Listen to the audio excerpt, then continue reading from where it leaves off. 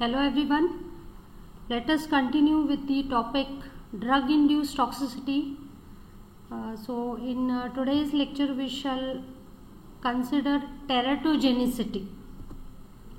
Now, before going into the actual mechanisms of toxicities and the examples, let us brief on what exactly teratogenicity is and how it can be developed, okay, or what are the risk factors.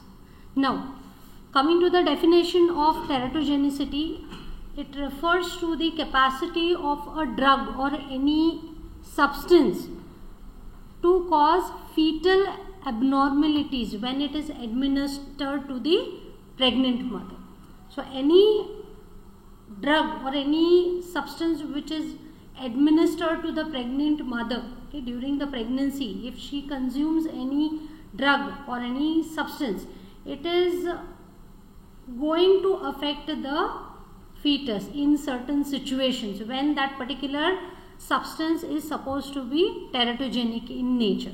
Okay, now such substances, or even there are some types of infections which can even result in teratogenicity. So teratogen, it is a substance or an infection which is capable of inducing these fetal abnormalities when they are administered to the pregnant woman. Okay, now why exactly this teratogenicity develops in the pregnant women? Okay, when particular substance is administered to that particular lady, or if there is some presence of some types of specific types of infection. So why it happens? The main reason behind this is the blood placental barrier. Okay, actually this particular barrier, just like there is a blood-brain barrier, there is a blood placental barrier also which can restrict the substances from getting exposed to the fetus which is growing in the mother's womb. So you are all aware that the fetus, okay, which grows in the mother's womb, it is wholly and solely dependent upon the mother.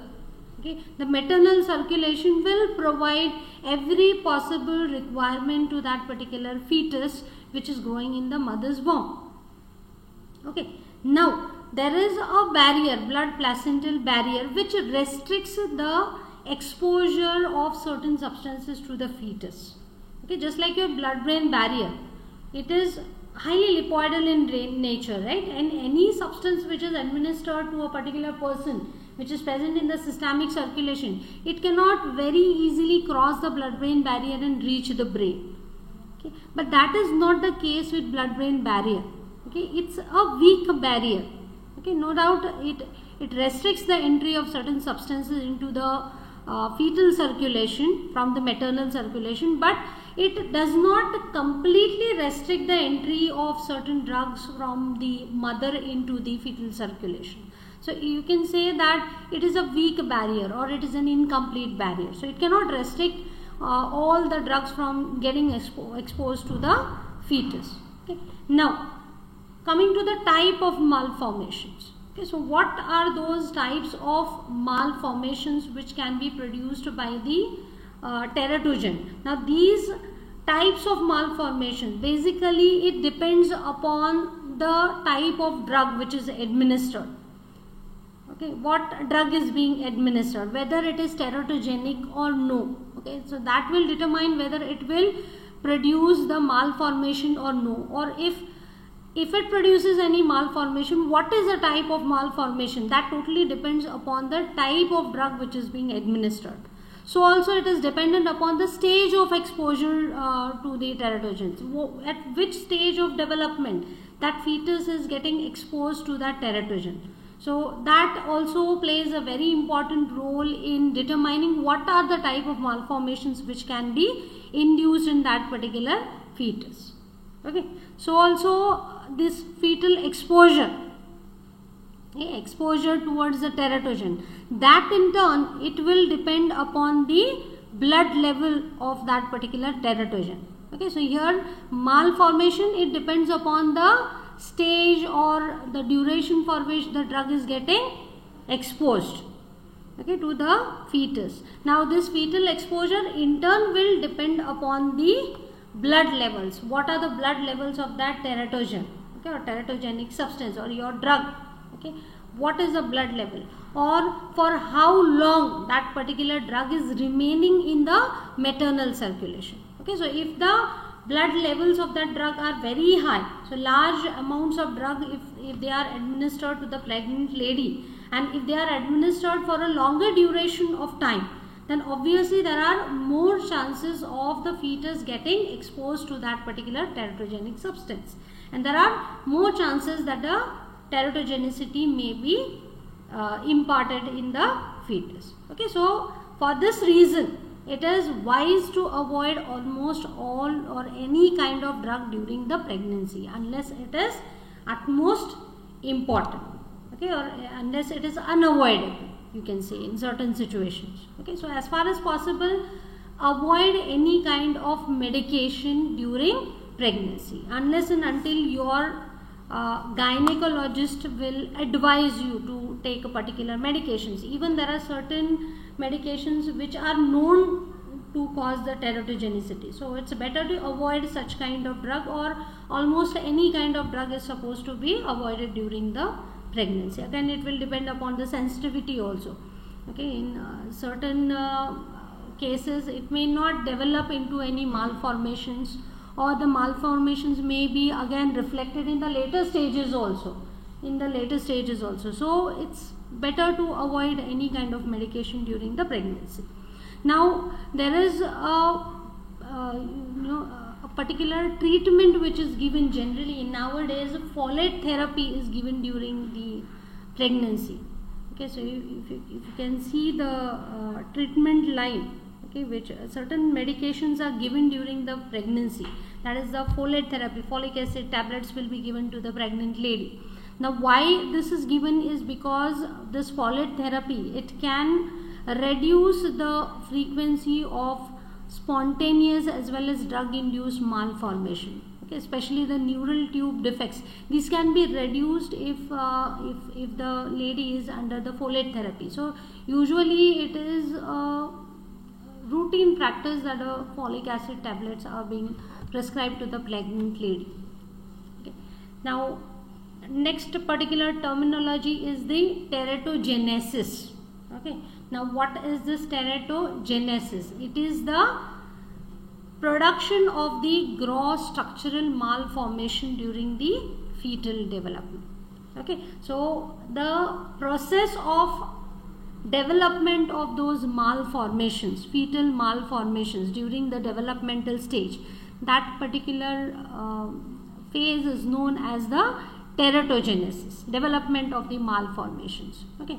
Now these may be reflected in various terms. Either the development may get affected, the growth retardation may take place, that is the growth of the fetus may get affected, or it may be reflected in terms of dysplasia, that is certain cells, certain types of cells of the embryo may get affected, certain abnormal development of the cells may take place, or say it may be reflected in terms of asymmetrical limb reduction, which takes place in case of cocaine due to vasoconstriction, okay? So such type of malformations may be reflected, okay, in terms of development, okay? Developmental abnormalities you can call, okay? That is the growth or the organogenesis may get affected over here. Now apart from this, there are certain congenital anomalies, that means the birth defects which are seen. So these may be related to even neurobehavioral functions, okay? So the neurobehavioral function of that baby may also get affected. For example, if psychoactive drugs are administered during pregnancy, so these may increase the risk of cognitive and behavioral abnormalities in the offspring, in the babies which are born. They may not be normal in terms of behavior, or psychological functions of the baby may get affected due to the underdevelopment of the mental state, okay? The brain may not get developed, so it may be reflected into neurobehavioral functions which may get affected, or abnormal neurobehavioral functions. Okay, so these are the different terms in which the teratogenesis can be reflected. Now coming to the mechanisms of teratogenesis. So the first mechanism of teratogenesis is interference with the nucleic acids. Okay, so there are certain substances which can interfere with the nucleic acid replication, transcription, or RNA translation may get affected. So as a result of this, it may result in cell death or even somatic mutations. Sometimes mutations may also take place in the embryo, in the cells of the embryo. Okay, so as a result of this, maybe the structural or functional defects may be produced. Okay, so when these structural and functional defects, these are large enough, okay, so sufficient enough, it may affect the embryo. Okay, so sometimes the abortions may also take place in certain situations if sufficient number of cells are involved over here. So characteristic examples which can reflect the teratogenesis in terms of interference with nucleic acid are ionizing radiation, or those carcinogens which are genotoxic, which can damage the genetic material. Okay. Then the next mechanism of teratogenesis is deficiency of energy supply and osmolarity. Okay. Now as we have seen that the fetus develops in the womb. Okay, so it requires the energy source for its cells to get developed, for its organs to get developed. Now there are certain teratogens which can affect the energy supply, okay, which is required for the metabolism of the cells which are taking place. Okay, so there may be a restriction in the energy supply. Okay, maybe say the availability of certain substrates may take place. So the certain substrates, they are not available, okay, which are required for the metabolism. Okay, either there may be direct deficiencies of these particular substrate, dietary deficiencies may take place. So as a result of this, these substrates are not available. Okay, so metabolism may get affected, or there may be presence of certain analogs. Okay, certain different molecules may get incorporated, or antagonists of certain vitamins or essential amino acids, or maybe 6-amino nicotinamide. Okay, this will interfere with the glycolysis. Okay, so this is one of the mechanism by which the teratogenesis can take place. That is, the energy supply may get affected. So as a result of which the cell development or differentiation or organ development may get affected. In addition to this, even hypoxia, that is lack of oxygen, or agents which can induce hypoxia, that is carbon monoxide or carbon dioxide, these can also be teratogenic. Now how it can be teratogenic is this particular hypoxia, either direct hypoxia or the hypoxia developed due to exposure to certain substances. What will happen is there will be deprivation of the oxygen which is required for several metabolic processes. So you must have come across several pathways, biochemical pathways, in which there is oxygen requirement, right? So if there is hypoxia, that is deprivation of oxygen, if there is there, then obviously it will affect the metabolic processes. Also there may be imbalance in the osmolarity also. So this could also be teratogenic in nature. So all of these consequences, it may result in either edema or hematomas in the embryos. Hematoma is the existence of the blood outside the blood vessels. Okay, so there may be leakage of the blood outside the vascular system. Okay, so as a result of this, they may result into mechanical distortion or tissue ischemia due to the lack of oxygen supply or appropriate blood supply. Then next mechanism involves the inhibition of certain enzymes. Okay, so certain inhibitors like 5-fluorouracil, this can result in malformation by interference with the differentiation or growth. This may happen because of its property to inhibit the enzyme thymidylate synthetase. Okay, another example is 6-amino nicotinamide.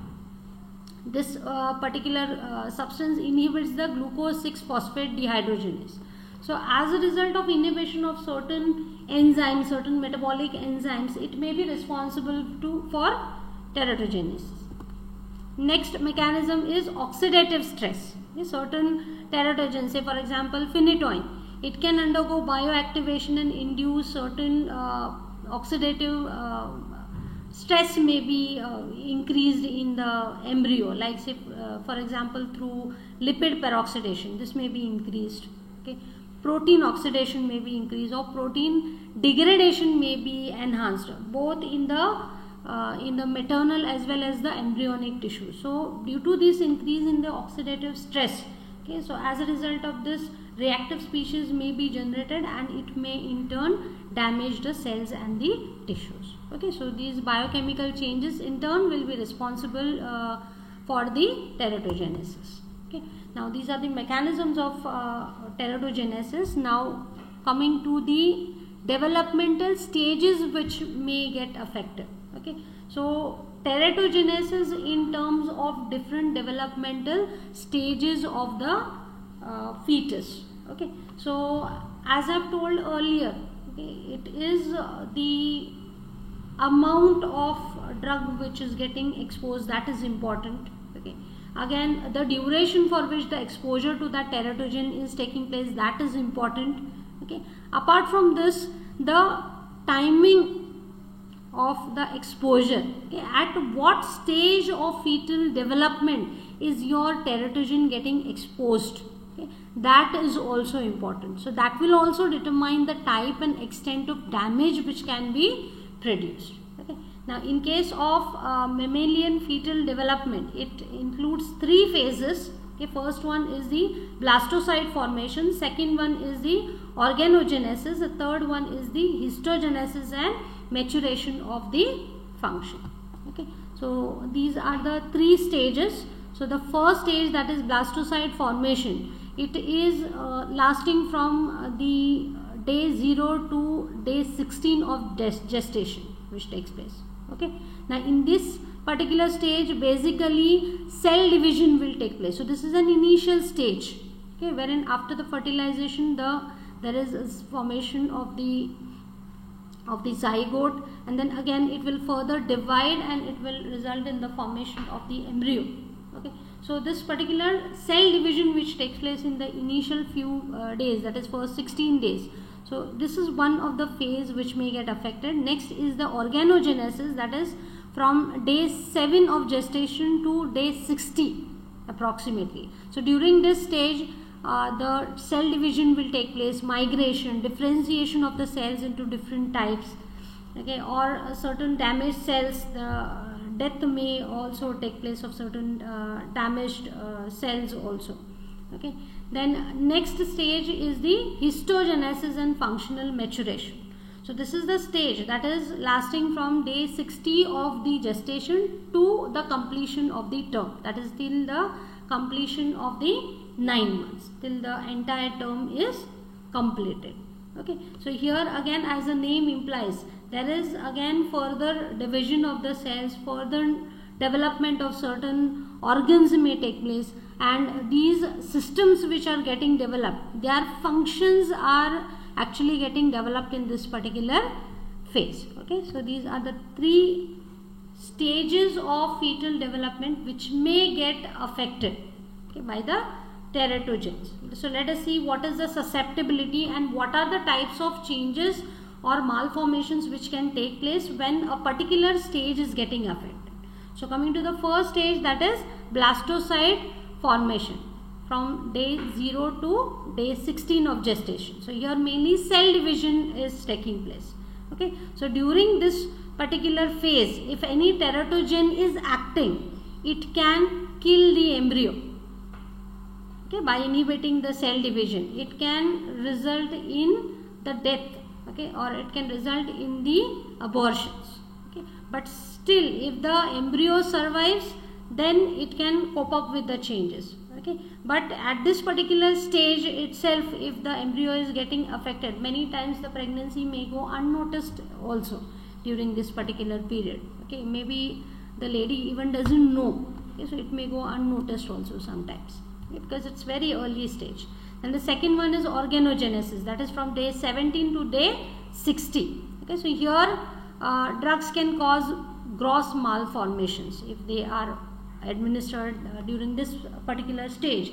That's because here organogenesis, that is the development of specific organs, is taking place. Okay, so it takes place in a definite sequence, that is first the eyes and brain will get developed, later stages skeleton and limbs will be developed, then the heart and major vessels, then the palate, or last the genitourinary system will get developed.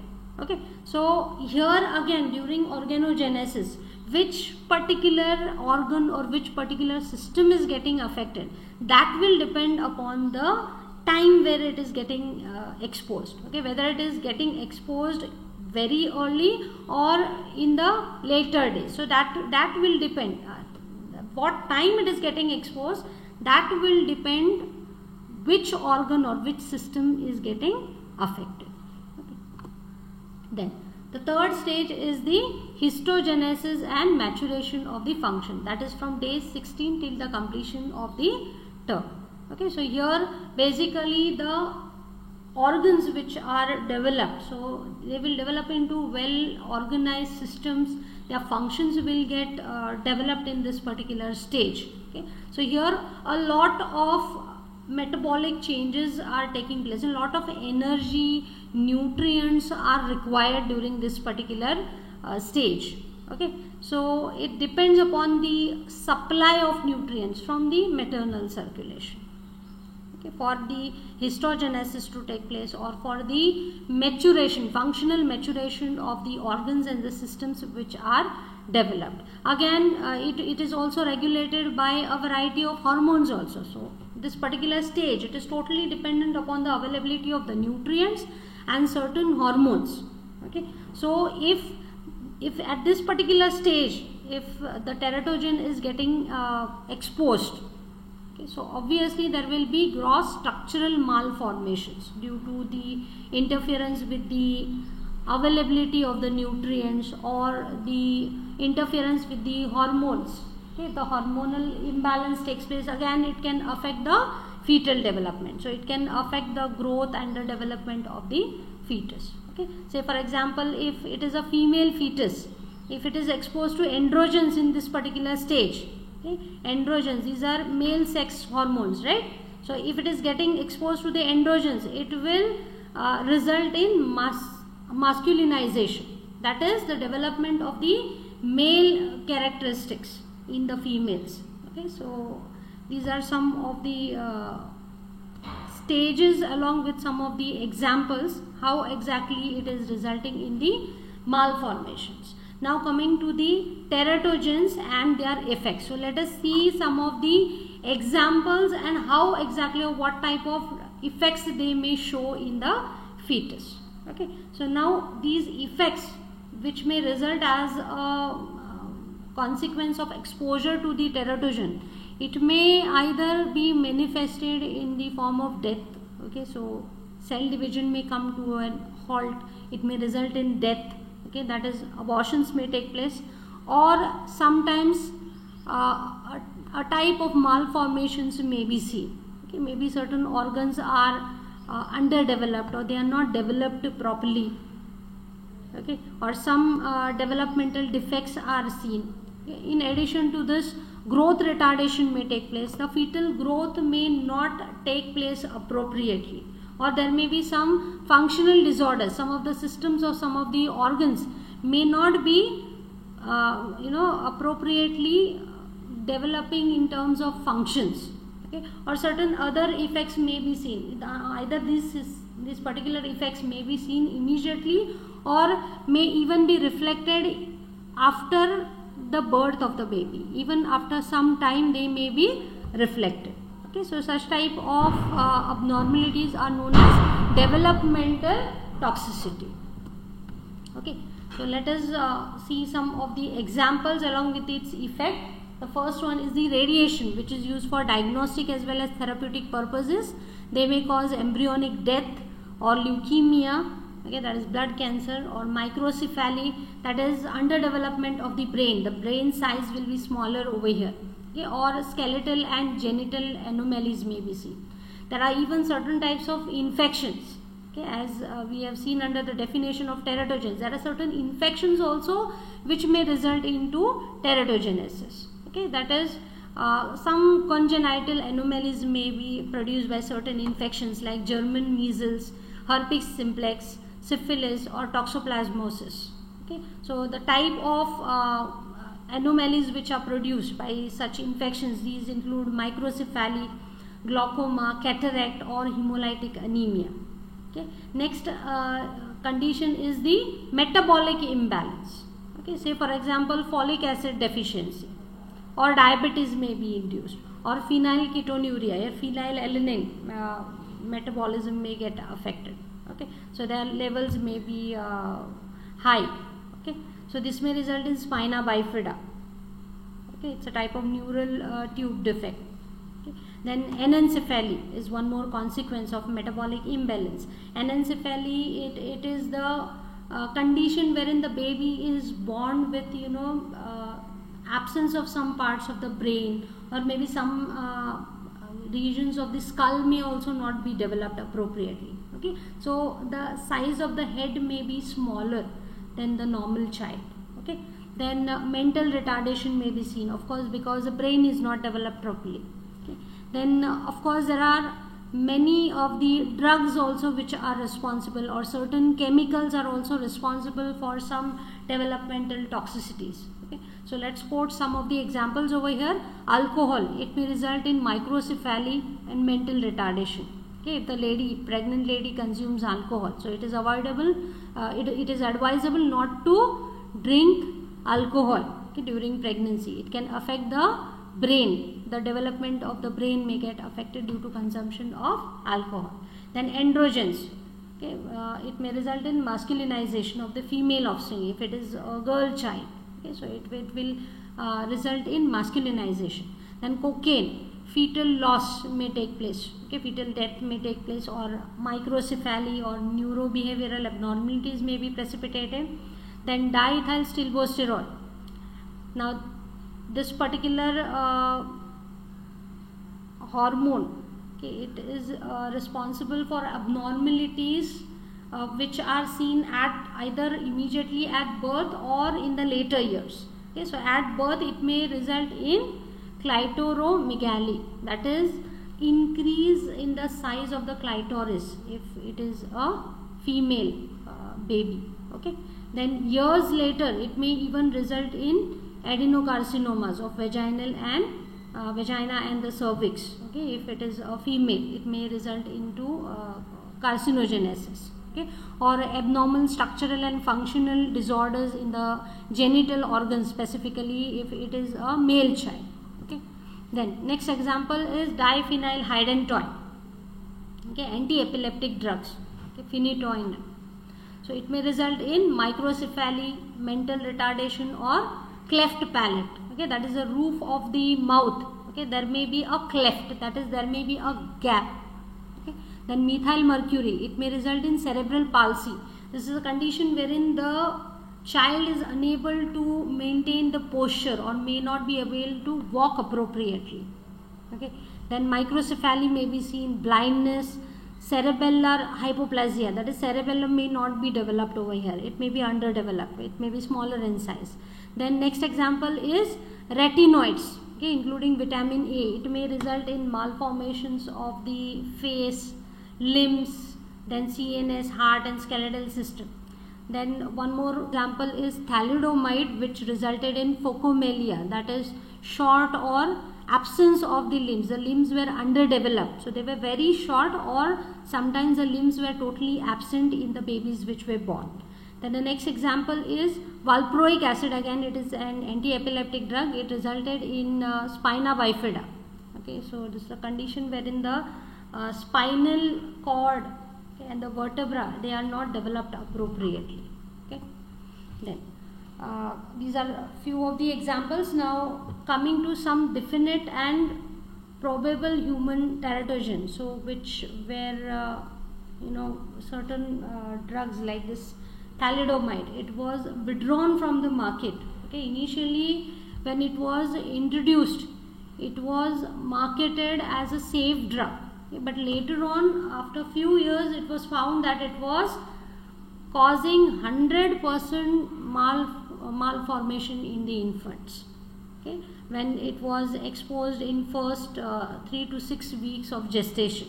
So this particular drug, it was introduced in 1957 as a sedative hypnotic, okay, and it was marketed as a specifically safe drug, okay, even much less hazardous than the barbiturates, which were popular then in that particular period. Okay, so these were also tested for teratogenicity. Okay, toxicity testing was done only in the mice, but the problem was that the mice were resistant to the thalidomide teratogenicity. So it's only after the 4 years of period, that is in 1961, okay, it was found that there were several reports of the teratogenic effects, a specific effect called as phocomelia. Okay, that is seal limbs, specifically the meaning of this particular word. So wherein there was absence of long bones of the arms and the legs, so the limbs were not developed of the baby. Okay, so that's the reason why this particular drug was withdrawn from the market. The next example of specific teratogen is the cytotoxic drugs. Many of the alkylating agents like chlorambucil or cyclophosphamide, or antimetabolites like azathioprine or mercaptopurine, these cause the malformations when they were used in early pregnancy, and it resulted in abortions. Okay, so these particular drugs are also not, anti-cancer drugs are also not quite safe during the pregnancy. Okay, then another example is folate antagonist, methotrexate. This also produced higher incidence of major malformations. Okay, whether the baby was live born or stillborn, that is whether the baby which is born, whether it is alive, that is known as a live born baby, and stillborn baby is the baby which is born dead. Okay, so whether it alive or dead, it resulted in major malformations in such babies. Okay, cytotoxic drugs, so they are supposed to be avoided. Then anti-epileptic drugs, okay, they are responsible for congenital malformations, that is birth defects may be increased, okay, to 2 to 3 folds in the babies who are born to the epileptic mothers, who are being administered with the anti-epileptic drugs during the, say, first trimester, or say higher doses if they are exposed. It may result in increase in the teratogenic effect. Okay, so there are more chances of development of the malformations, congenital malformations, that is certain defects which are present at the birth. Okay, so there are several examples of anti-epileptic drugs, which include, of course, we have quoted them earlier also, phenytoin, which specifically produce cleft lip or cleft palate. Okay, so either the lip may have say a gap will be there over there, or as if it is a cut. Okay, or cleft palate, where in the roof of the mouth it may have a gap. Okay, so the baby may have difficulty in talking sometimes. Okay, or valproate is one more example, which results in neural tube defects, and carbamazepine is one more example, which resulted in spina bifida and hypospadias. Now this particular condition is wherein there is malformation of the male urethra. Okay, that is the urethra, the opening of the urethra. It may be present somewhere below the tip of the penis. Okay, somewhere in between the base of the penis till the tip of the penis, but it is not located at the tip of the penis. Okay, so abnormally placed opening of the urethra may be seen in this particular condition. Okay, so this is to do with the teratogenesis, okay, or teratogenicity, and the specific examples along with the mechanisms and the types of effects which are seen. Thank you.